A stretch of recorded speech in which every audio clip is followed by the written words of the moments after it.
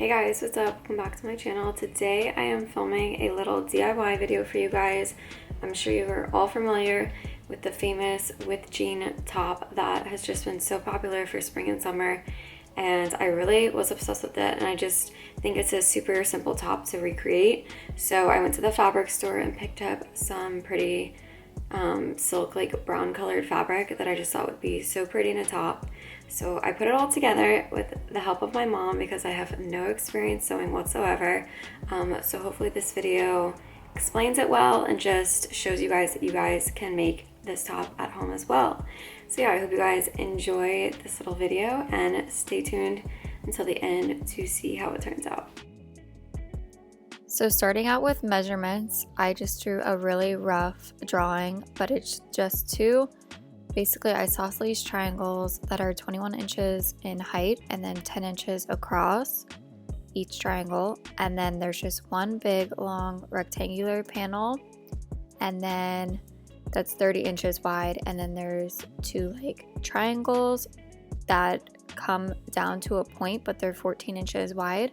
And then those are going to be attached to the rectangular panel, so it's all one big long panel, which you guys will see in a later clip. And then they're 7.5 inches tall as well.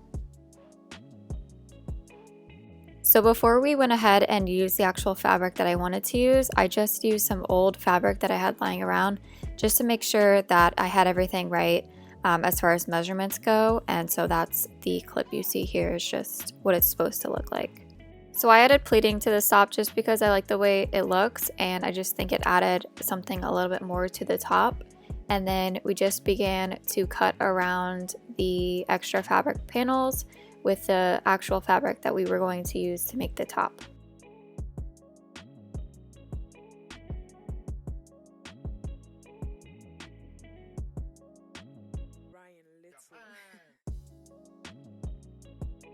So after all the panels were cut to the right size, we then flipped them inside out, the double layers, just so that when you go to sew it, you don't see any of the seams.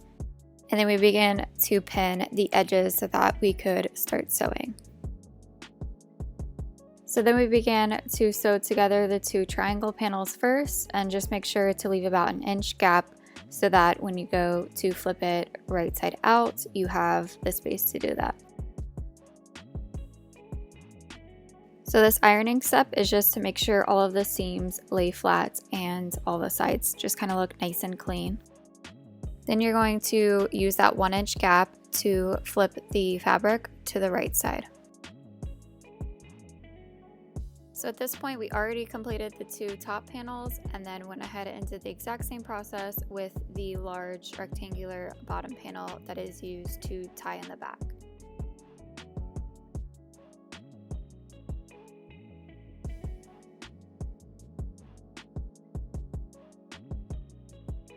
So this clip shows how we created the pleats. There weren't any really exact measurements. I think my mom just kind of eyeballed where she thought that they should go, but they looked to be about a ½ inch like folded over. So we just did one in the middle and then probably an inch to the right and an inch to the left, another ½ inch pleat, if that makes any sense at all. But you guys can kind of just see the visual here.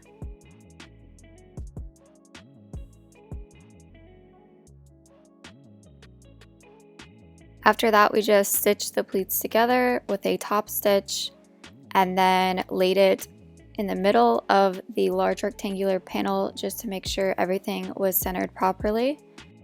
We then just measured out the spacing for the two triangular top panels 1.5 inches apart. And then the last step is just to do one final top stitch attaching the two triangular panels to the large rectangular bottom panel.